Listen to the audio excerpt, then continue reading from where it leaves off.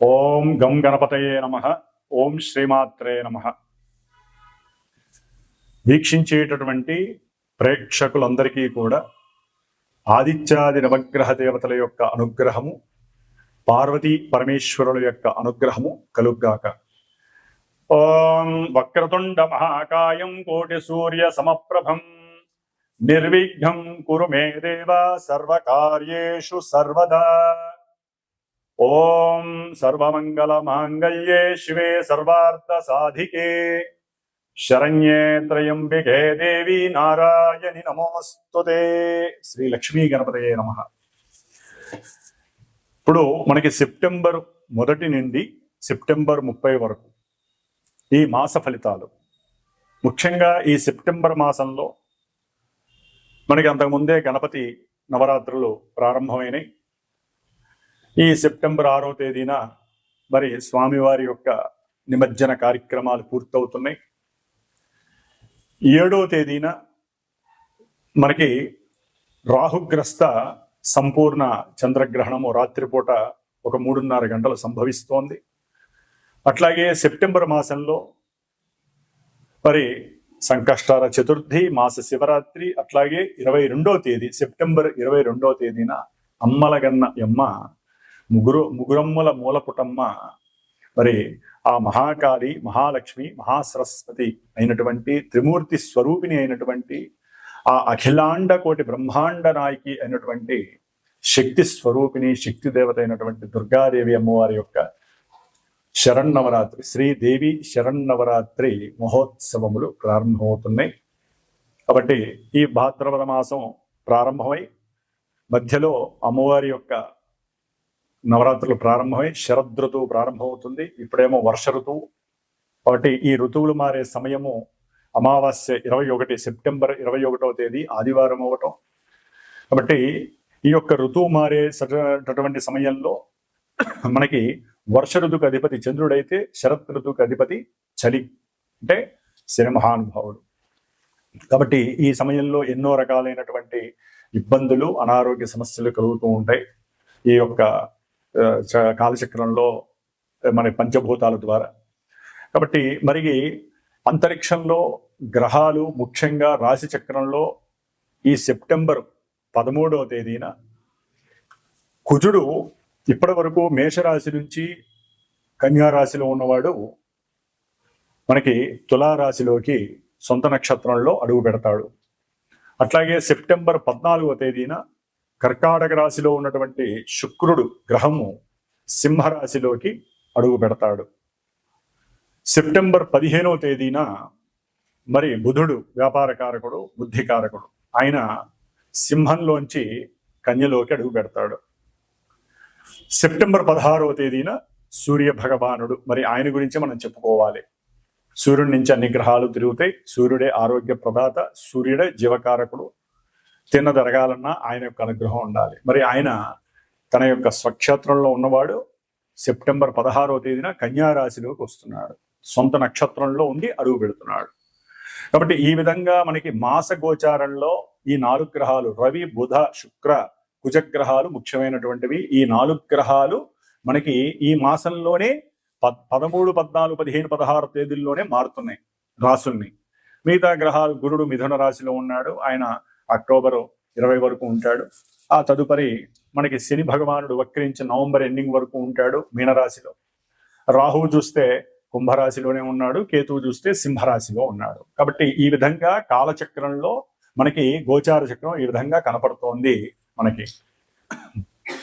మరి ఈ యొక్క సెప్టెంబర్ 22వ తేదీన దుర్గాదేవి శరన్నవరాత్రి ఉత్సవాలు ప్రారంభమై అక్టోబర్ 2వ తేదీన దాదాపుగా 10 రాత్రులు, దశరాత్రులు అమ్మవారికి నవరాత్రులు కాస్త 10 రోజులు గడుస్తున్నాయి. 11వ రోజు కూడా జరుగుతోంది.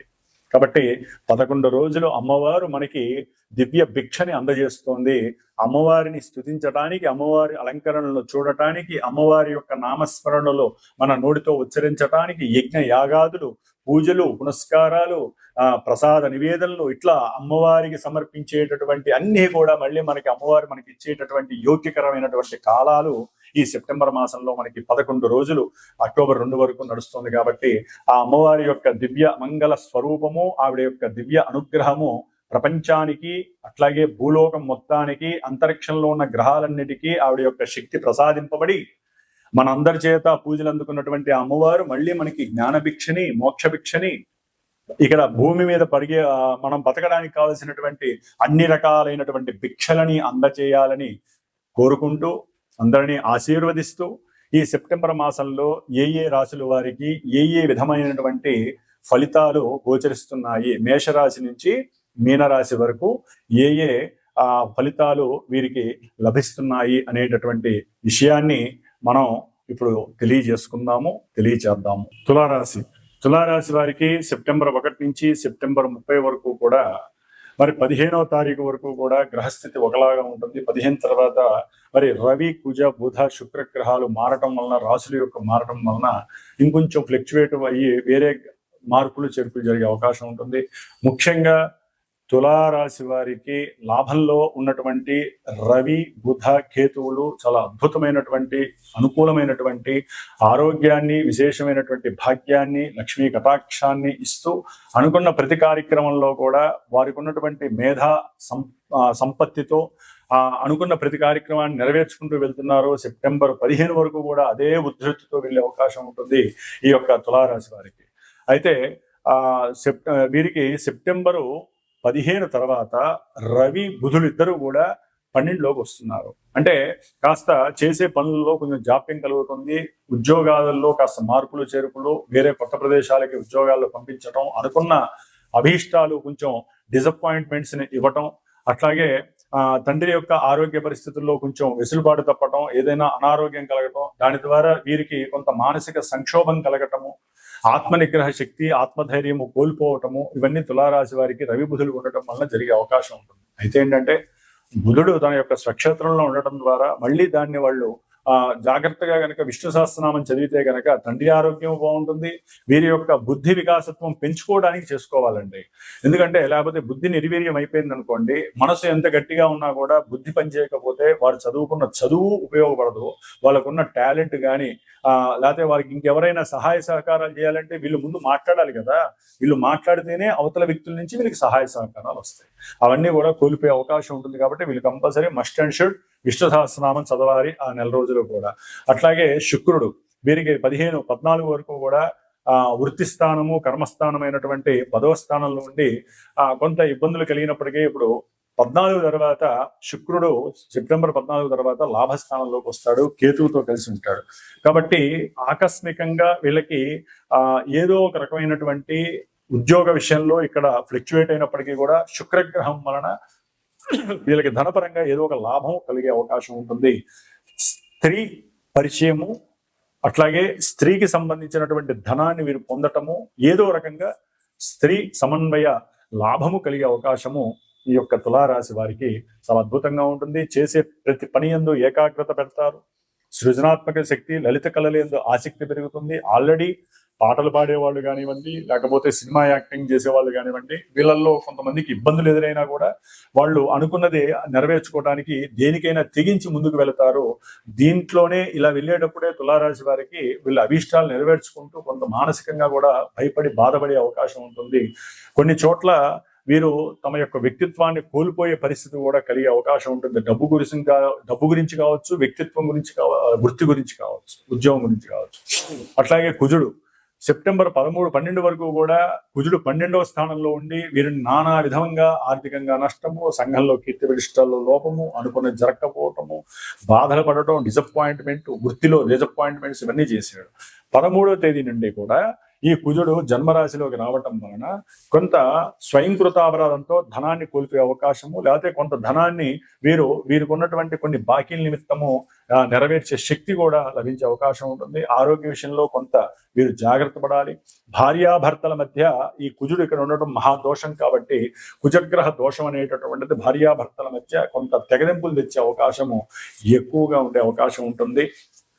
ముఖ్యంగా మూత్రపిండాల వ్యాధి కానివ్వండి, లేకపోతే మూత్రాశయ వ్యాధులతో బాధపడేవాళ్ళు, గర్భాశయ బాధలు పడేటటువంటి వాళ్ళకి కుదిరికడం రావడం ద్వారా రక్తస్రావాలు జరగటము, లేకపోతే వాహనాలకి సంబంధించినటువంటి ప్రమాదాలు జరగటము, ఇలాంటివి జరిగే అవకాశం ఉంటుంది. కోర్టుల్లో లేకపోతే పోలీస్ స్టేషన్లలో వీళ్ళు పెద్ద పెద్దగా అరవటము, లేకపోతే నేను తప్పు చేయలేదు అనే భావన అవతల వాళ్ళకి తెలియాలని చెప్పి ఇంకా కొంచెం ముందుకు వెళ్ళటము మూర్ఖత్వంతో, వీటి వల్ల కూడా వీళ్ళకి సమస్యలు కలిగే అవకాశము ఈ యొక్క తులారాశి వారికి ఉంటుంది. అట్లాగే ఈ యొక్క వీరికి 9లో ఉన్నటువంటి గురుడు చక్కగా సౌఖ్యాన్ని భాగ్యాన్ని ఇస్తాడు. చేసేటటువంటి అంటే వృత్తిలో కొంత వేరే ఆలోచనలు కలుగజేసి వృత్తిలో డెవలప్మెంట్ కోసం ఎక్కువగా ముందుకు తీసుకెళ్లే అవకాశం ఉంటుంది. 6లో ఉన్నటువంటి వక్రత్వపు శని వీరికి చేసే ఉద్యోగాలు ఎందుకు కొంత ఇప్పుడు కొంచెం డల్ గా ఉన్నా కూడా ఆఫ్టర్ 1 మంత్ 1.5 మంత్ తర్వాత అనుకూలమైన పరిస్థితులను ఇస్తున్నాడు. 5లో ఉన్నటువంటి రాహు వలన సంతానపరమైనటువంటి సమస్యలు కలిగే అవకాశం ఉంటుంది. సంతాన ప్రతిబంధకాలు కలుగుతాయి. షేర్స్ లో కొంత లాభం వస్తుంది అనుకుంటారు, కానీ ఎక్కడో కొంత వీరికి ఉన్నటువంటి భ్రాంతి, వీరికి ఉన్నటువంటి భయం వలన అవి ఆలస్యం అవటం లేకపోతే చెడిపోవటం వ్యవహారం జరుగుతుంది. కాబట్టి ముఖ్యంగా వీరు ఆదిత్య హృదయాన్ని, విష్ణు సహస్రనామాన్ని పారాయణ చేయండి. ఇంకేం అవసరం లేదు, మీరు అనుకున్న ప్రతి కార్యక్రమం జరుగుతుంది.